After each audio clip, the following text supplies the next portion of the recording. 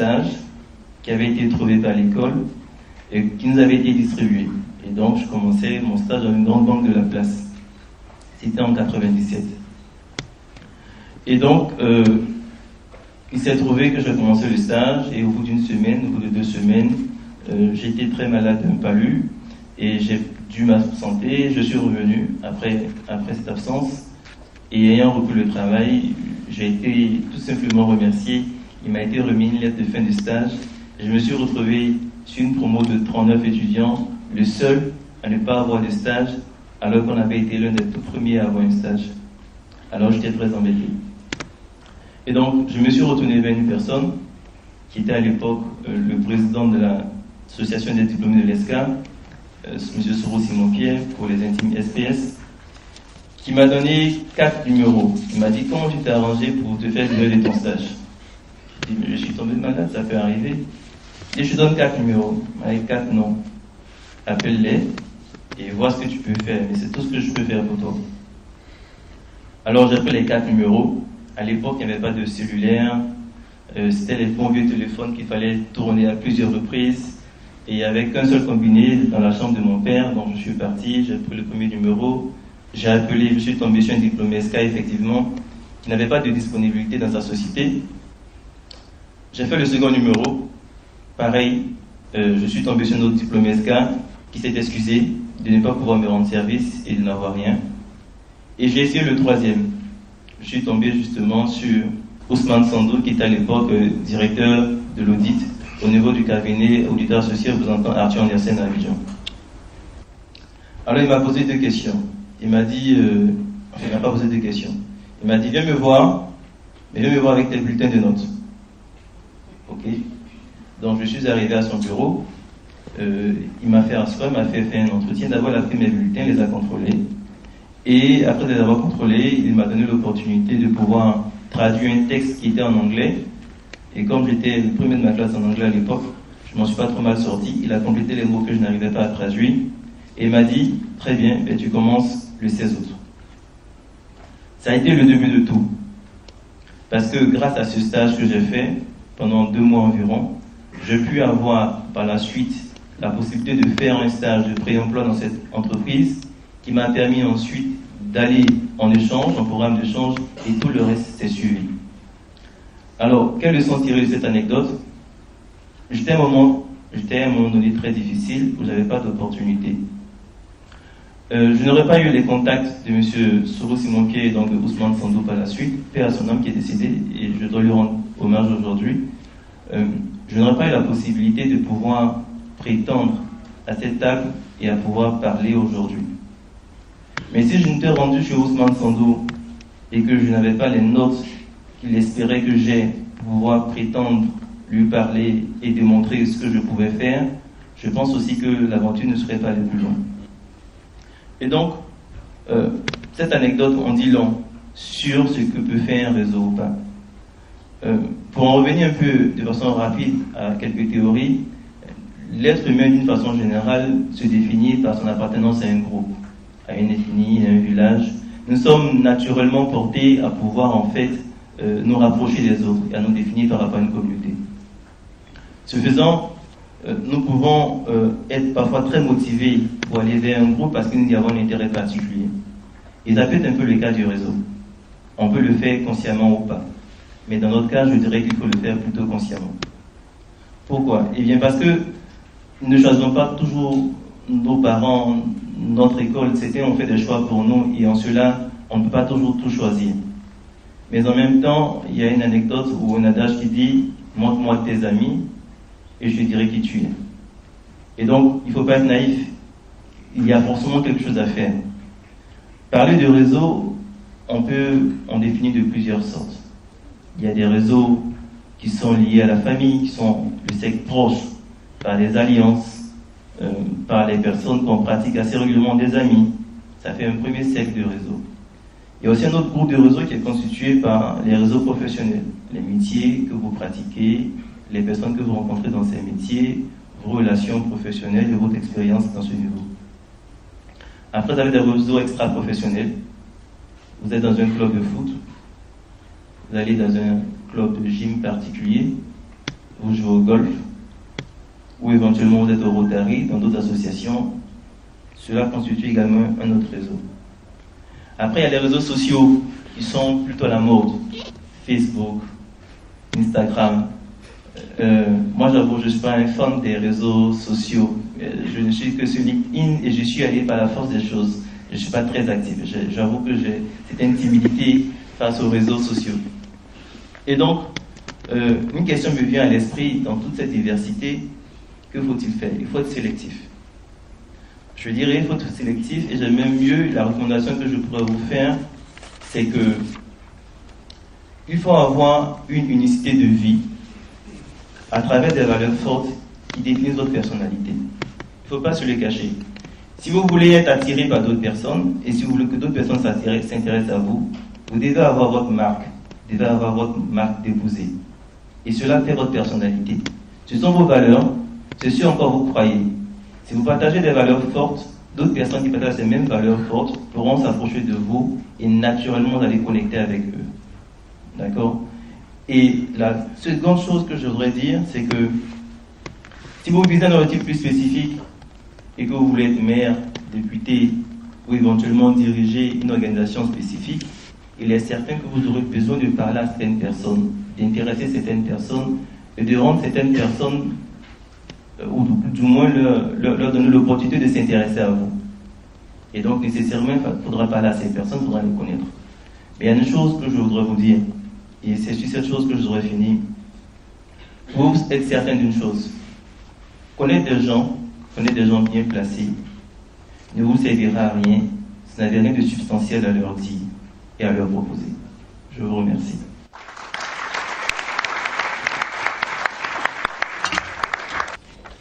Serge a bien posé les termes du débat. Je pense qu'on ne reviendra pas là-dessus. Il a posé un certain nombre de concepts.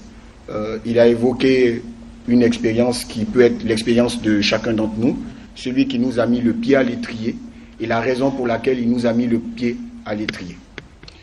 Moi, je voudrais évoquer une autre expérience qui est une expérience quasiment à la même période, non peut-être un peu plus ancienne, en 1991, avec quelques élèves de nos écoles, de Yamoussoukro et d'Abidjan, nous avions fondé une association qui s'appelait la Conférence des grandes écoles et qui existe toujours. J'en ai été le membre fondateur. Et cette association mettait en contact des étudiants avec des professionnels aguerris. C'est comme ça qu'au début des années 90, nous avons reçu Tidjane Thiam alors qu'il était chez McKinsey. Nous avons reçu Thierry Tano alors qu'il était encore étudiant à Harvard, que nous avions reçu le ministre Achille Patrick alors qu'il était associé en cabinet conseil. Et cette première expérience m'a permis de voir comment il était utile de connecter avec les autres, de comprendre les autres, de se faire connaître des autres. Et 24 ans après, je retrouve des promotionnaires, des plus jeunes, des amis de cette association dans beaucoup de centres de décision. Et ils m'aident à faire avancer les dossiers, à faire avancer les idées, mais parce que nous apportons mutuellement quelque chose d'intéressant. Ils ne nous feront pas la passe simplement parce que nous avons été promotionnaires, parce que nous avons été collègues, parce que nous nous connaissons. Ils nous aideront parce que nous sommes capables de leur apporter quelque chose de précieux. Et cet élément précieux, c'est quelque chose que nous devons toujours rechercher. C'est cela qui fait l'essence du réseau. Avec quoi venez-vous dans le réseau? Quel est l'intérêt pour les autres de connecter avec vous? Si vous êtes sans intérêt, vous pouvez avoir la volonté de rentrer dans le réseau, mais les autres n'ont aucun intérêt à vous y accepter. Donc c'est important de venir avec de la matière. C'est important de venir avec de la matière. Si vous venez sans matière, très vite, les gens vont passer à autre chose. Le réseau tout seul, on le disait tout à l'heure avec notre aînée Agnès, ça s'appelle la célébrité. Ce n'est pas du réseautage. Être connu, ce n'est pas du réseautage. Avoir 1 million d'amis sur Facebook, ce n'est pas du réseautage. Et mon frère Serge a raison de dire, il n'y a pas beaucoup de sources d'enrichissement. Vous avez 1 million d'amis sur les réseaux sociaux, mais il y a généralement 4 ou 5 qui interconnectent avec vous. Et parfois, ils interconnectent avec vous dans la vie réelle. Donc, bon, ce n'est pas d'un apport si substantiel que ça. Comment développer son réseau? Je dirais, avant de répondre à cette question, il faut se poser 2 questions, de mon point de vue, qui sont essentielles. Quel réseau? Pour quel objectif? C'est important. Si vous voulez faire de la politique, vous ne développez pas le même réseau. Si vous voulez être dans le monde des affaires, ne développez pas la même typologie de réseau. Mais au nom de quelles valeurs vous êtes en train de développer ce réseau? Parce que c'est les valeurs qui vont vous mettre en lien avec les autres. Tout le reste, je dirais, on remplit des pages de journaux avec, mais ça n'amène pas une once d'allégeance ou de fidélité dans les durs combats auxquels vous allez être confrontés dans la vie. Donc, il faut un objectif clair autour de valeurs connues. Faute de quoi, on est condamné à tourner en rond, parce que toutes les allégeances non écrites, comme toutes les allégeances non écrites, la construction d'un réseau révèle des affinités et des penchants, et vous coupe d'autres types d'affinités. Il faut en avoir aussi conscience. Si vous faites le choix de développer un réseau pour quelque chose, vous ne pourrez pas le développer forcément dans d'autres choses. Donc, il faut se concentrer sur des objectifs suffisamment clairs, sur des valeurs essentielles, et puis tenter de bâtir quelque chose de positif. Tenter de bâtir quelque chose de positif en consacrant du temps aux autres. C'est comme ça que vous susciterez de l'intérêt, et en construisant votre image auprès des autres. C'est essentiel. Parce que les autres viennent à vous, parce que vous pouvez leur apporter quelque chose. Et si vous cachez ce que vous pouvez leur apporter, ils n'ont aucun intérêt à agir, à interagir avec vous. Voilà les quelques conseils que je voulais partager avec vous, que je pense qu'Alain aurait partagé avec vous s'il était là. Et je passe la parole à Fabrice.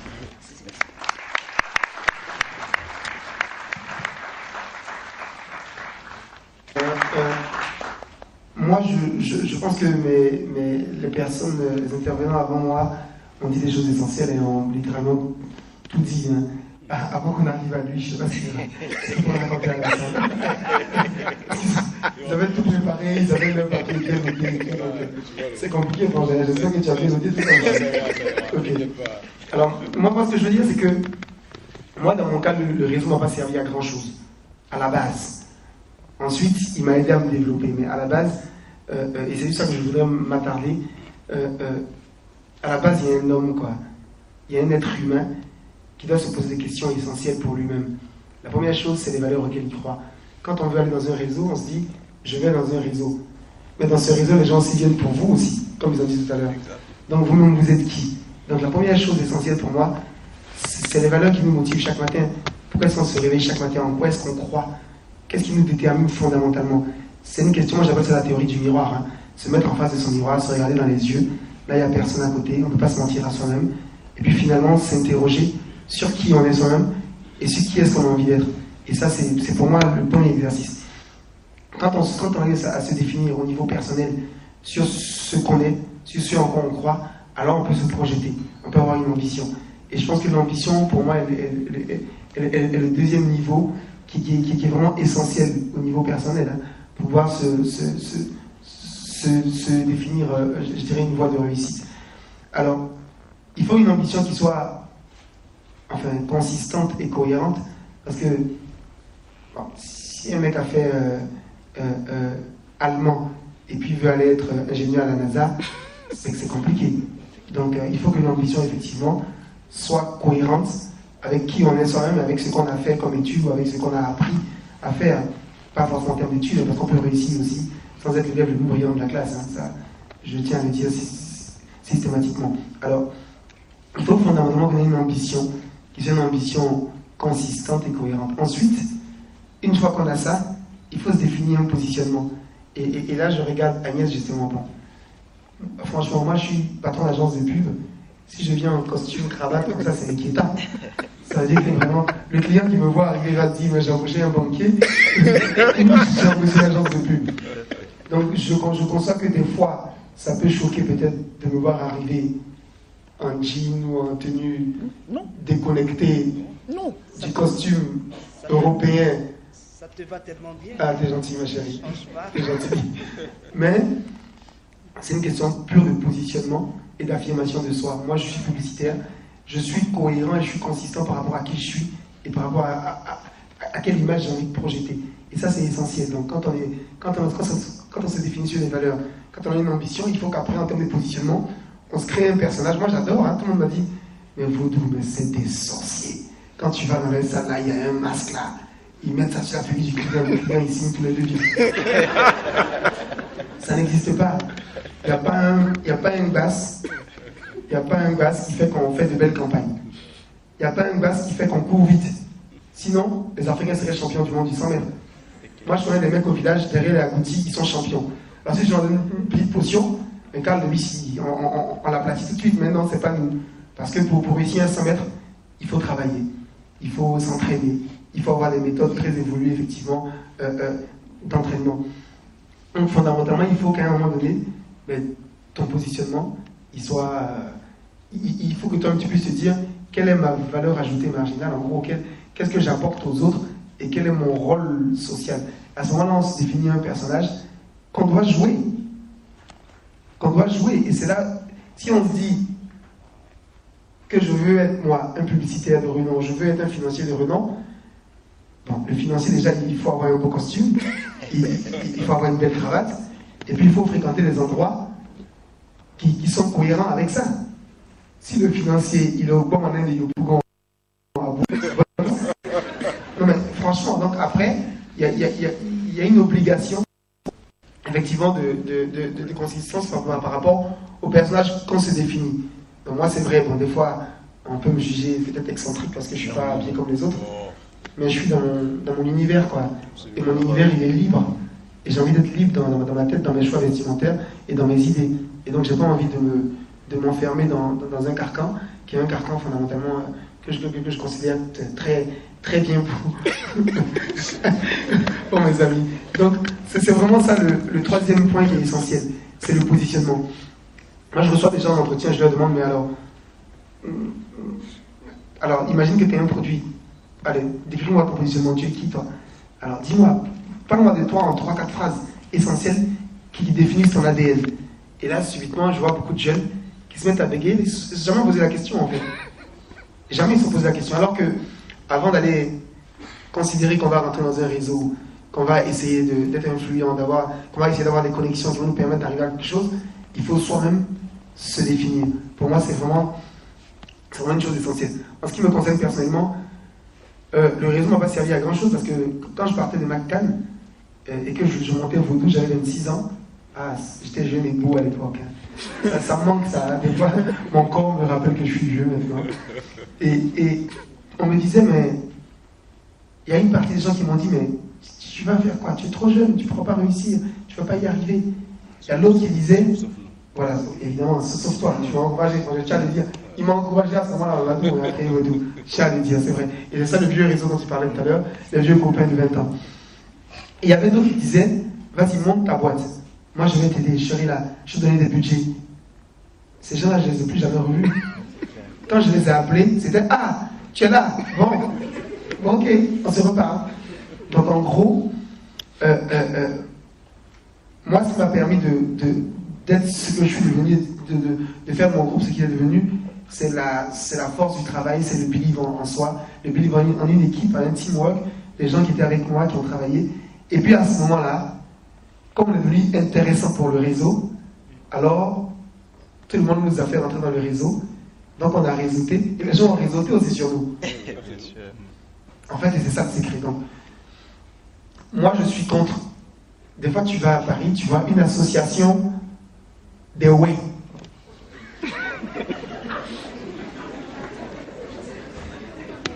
Bon, j'ai rien contre les Way, je viens de dire. Si on a dans la salle, j'aurais pu dire Baoulé, j'aurais pu dire, voilà, si tu veux. Mais en gros, bon, peut-être quand on est à Paris, on a envie de faire des pas de danse de chez nous, on a envie de manger des plats, donc on a envie de se retrouver. Mais moi, je trouve que ce genre de regroupement ethnique ne sont pas souhaitables. Et c'est pas les réseaux que je vais conseiller, je dirais, à un auditoire ou à une audience. Hein. Par contre, effectivement, comme ils l'ont dit, il y a des réseaux qui partent de l'école. Bon, je ne vais pas refaire ce qu'ils sont dit, parce que il y a des réseaux qui partent de l'école, qui partent effectivement de l'activité dans laquelle on est. Donc évidemment, on peut effectivement réseauter en termes de best practice, et après on peut partager en fait son expérience avec son environnement, avec ses différents confrères, et ainsi de suite. Donc moi je considère que si vous n'avez pas la chance de rentrer dans un réseau, alors créez votre propre réseau. Devenez vous-même le réseau. Devenez la personne qui est intéressante à connecter. Et les gens, de toute façon, ils viendront vers vous et vous créerez vous-même votre propre réseau. Ça paraît comme ça un peu ubuesque et un peu... mais c'est mon expérience personnelle. Moi, j'étais un tout petit gars qu'on n'invitait pas aux fêtes. Il y a des mecs qui disaient, oh, lui, là, c'est un gars où on n'invite pas aux fêtes. Et maintenant, il y a le sentiment que si on t'invite à la fête est chic. Non, mais c'est ça. Donc, à un moment donné, effectivement, il faut pouvoir soi-même, effectivement, prendre sa vie en main. Et moi, ce que je veux dire aux jeunes ici, c'est de dire, à un moment donné, il faut se définir, se mettre au travail, et Dieu seul sait que seul le travail paie. Je vous remercie. Je dirais les désavantages de passer en dernier après ces brillants orateurs, et qui nous ont permis, en fin de compte, je dirais, de prendre du long en large à travers ce que c'est que le réseautage. Moi, je vais partager avec vous, en fin de compte, une expérience. Je pense qu'ils ont déjà tout dit. Il faut juste résumer une chose. Et c'est ce que Fabrice vient de dire, et Serge l'avait dit avant. Il faut fabriquer, je vais dire, sa marque. Les Anglais appellent ça le trademark. Donc, si vous avez votre trademark, nécessairement, les gens viendront vers vous si la marque est bonne. Donc, ce trademark-là est basé sur des valeurs. Tout à l'heure, on a dit, un réseau, on rentre dans un réseau que lorsqu'on a des choses à partager ensemble. Je vais partager une expérience avec vous. Un jour, j'étais en cabinet, je pratiquais dans Scoopers, et j'étais avec les associés. Et puis, bon, j'étais à l'époque au grade de manager, et il y a un de mes collègues, normalement, qui devait passer manager, et qui devait passer associé plutôt. Et il y a un des associés qui me dit, Doumbia, est-ce que tu penses que ce gars-là peut être associé? Est-ce que tu penses que je peux passer le week-end avec lui? J'ai dit, mais pourquoi tu me poses cette question? Il me dit non. Une personne que je dois choisir comme associé, c'est la personne avec laquelle je peux passer mon week-end. Je peux partager des choses avec cette personne. Et cette personne-là ne me convient pas. Je préfère qu'on lui paye son paquet et qu'il parte. Et c'est ce qui s'est passé. Cette année-là, et ce qui s'est passé. On a payé son paquet, il est parti. Parce qu'il ne partageait pas les mêmes valeurs. Donc, c'est très important. Comme le disait tout à l'heure Fabrice, il faut se construire soi-même et avoir des valeurs, je veux dire, intrinsèques, et que ces valeurs-là correspondent au réseau que vous avez, je veux dire, targeté, que vous visez, dans le réseau dans lequel vous voulez, que vous voulez intégrer. Parce que si vous intégrez un réseau où les valeurs, je veux dire, qu'on prend, vous ne les partagez pas, mais vous serez tout de suite, en fin de compte, rejeté, je veux dire, du réseau sans, je veux dire, sans management. Donc, moi, je vais partager notre expérience avec vous. C'est une expérience de chez Shell. À l'époque, j'étais patron des divisions finance de Shell pour l'Afrique de l'Est et de l'océan Indien. Et on avait un projet en commun avec Saudi Aramco. Et ce projet portait sur 15 milliards de dollars d'investissement. Le poste était ouvert depuis le mois de novembre dans un grand groupe comme Shell au niveau mondial. Tout le monde est intéressé pour avoir, je veux dire, cette position. C'était en 2007. J'étais tranquillement dans mon poste, et puis bon, je faisais mon boulot. Bon, jusqu'au mois de mars, je rencontre le numéro 2 de Shell au cours d'une réunion. Il me dit, Doumbia, on a un poste qui est vacant depuis 4 mois. J'ai dit, mais c'est pas possible, tu n'as pas un poste qui est vacant depuis 4 mois. Il me dit, si. Il me dit, ok. Il dit, ça t'intéresse, ça ne m'intéresse pas. comme ça. Je dis non, ça ne m'intéresse pas. Au mois d'avril, je suis assis sur mon computer, je commence à recevoir des félicitations. Le collègue qui m'envoie des messages, félicitations. Tu as été nommé sur le projet pour, sur l'Arabie Saoudite, représentant des Shell pour le financement de ce projet avec Saudi Aramco. Et tout de suite, devant les autres, je dis ok, fine. Donc j'appelle le numéro 2 du Shell en question. Je dis mais qu'est-ce qui se passe? Comment vous pouvez me nommer sans même m'avertir? Il dit non, il y a quelque chose qui a milité en ta faveur.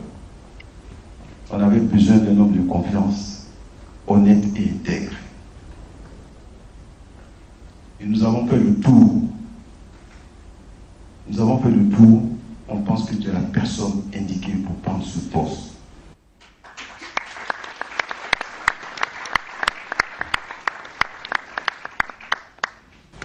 Et je suis resté au téléphone, je n'ai pas pu placer un mot. Il m'a dit, je sais que ça va être difficile, mais à cause de ton intégrité et de ton honnêteté, tu auras le poste. Effectivement, quand je suis parti en Arabie Saoudite, les Saoudiens me voient arriver, on arrive dans la salle de réunion, il y a un seul noir qui est assis là, il y a des blancs, et puis ils disent, bon, on voit le représentant des chaînes. Les autres Européens qui étaient autour de moi disent, non, c'est lui. D'abord, le monsieur s'arrête un moment. Il dit, bon, est-ce qu'on peut avoir une suspension de séance? Oui, non, clair, à Paris. Il dit, est-ce qu'on peut avoir une suspension de séance? On va appeler le vice-président de la région pour s'assurer vraiment que... Donc il appelle, effectivement, et on lui dit, non, c'est notre représentant. Les Saoudiens disent, bon, écoutez, je pense qu'il faut qu'on se revoie, on va reporter la réunion. Et la réunion est reportée. 15 jours après encore, il y avait des débats dans les coulisses. Les gens ont insisté au niveau des chaînes, ils ont maintenu leur position, ils ont dit non, c'est la personne qu'il nous faut. Si vous ne voulez pas, on laisse. Et nous, c'est notre candidat. Effectivement, je suis allé, on a fait le job. Quand on a fini le job, le jour où je partais, le président des Saudi Aramco, devant toute l'assemblée, il y avait, je ne sais pas, des centaines de personnes, a dit, écoutez, c'est lui qui me raconte maintenant, c'est ce que je vais vous raconter là, c'est lui qui me raconte. Il dit, au début, on ne voulait pas de vous parce que vous étiez noir. Il me l'a dit, franchement. Il dit, en plus de ça, vous étiez jeune. On s'est dit, comment Shell peut donner un tel projet à quelqu'un de surcroît qui est africain. Et puis, on sait que les gens, avec le budget qu'ils ont, parce que, bon, je veux dire, sans aucune vanité de ma part, je pouvais signer jusqu'à 1 milliard sans que personne ne contrôle, 1 milliard de dollars. Donc, il me dit, compte tenu de tous ces éléments, on a eu peur. Mais les gens déjà ont dit une seule chose. Ils ont dit, vous êtes un homme intègre et honnête, et vous nous l'avez prouvé à la fin de ce projet.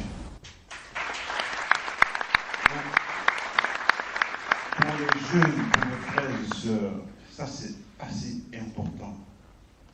Je veux dire, pour bâtir un réseau assez solide et être considéré.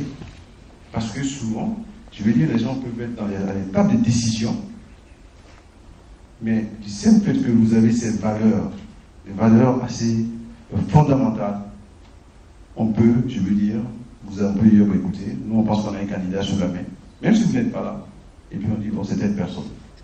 Donc, je rejoins les autres intervenants, mes amis, parce que c'est des amis, hein. On se connaît depuis plus de 20 ans. Stéphane l'a rappelé, on a travaillé ensemble en cabinet. Fabrice, on a fait tellement de choses ensemble. C'est le frère. Des vilaines choses. Non, des belles choses. De belles choses. Fabrice, de belles choses. Donc, c'est vous dire, en fin de compte, soyez vous-même, ayez des valeurs, parce qu'un réseau, c'est sur la base du partage de valeurs qui fait qu'on vous retient ou on ne vous retient pas. Donc, retenez ça. Parce que, comme on le disait tout à l'heure, vous pouvez avoir 1 million de vues, ça ne sert absolument à rien.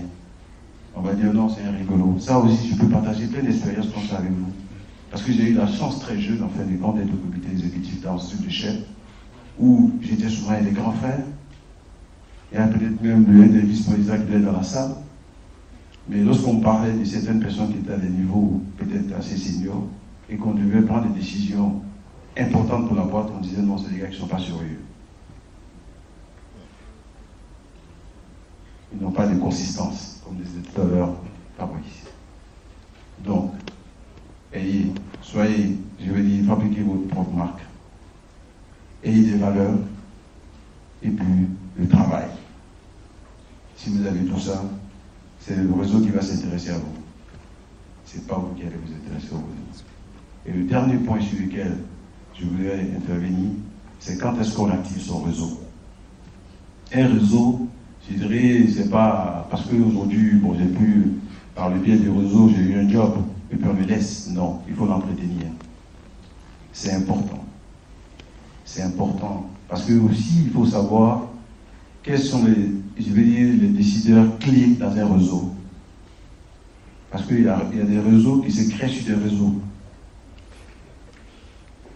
Donc, si vous identifiez ces différentes personnes et, je dirais, les moyens à mettre en œuvre, c'est sûr que le premier réseau que vous avez intégré, vous allez, par, je vais dire, ricochet, intégrer d'autres réseaux encore beaucoup plus importants et qui seront fondamentaux en fin de compte pour l'évolution de votre carrière professionnelle et même sociale. Parce que tout n'est pas que professionnel. Après le business, on peut penser à l'aspect social. Donc, quand est-ce qu'on l'active? Il faut savoir l'activer aussi. C'est pas au moment de la recherche du boulot, on a vu une personne, on a vu un job, et puis après on oublie. Cette personne n'entretient pas. Et quand on a la recherche on veut un nouveau poste, on appelle la personne. Tout de suite, la personne se dit, vous n'êtes pas sérieux, c'est pas la peine. Poliment, il va vous prendre au téléphone, mais après, elle raccroche. C'est parce que la personne a besoin de moi qu'elle m'appelle aujourd'hui. Non, c'est pas ça. Donc c'est sur ce point que je voulais terminer en fait de mon intervention.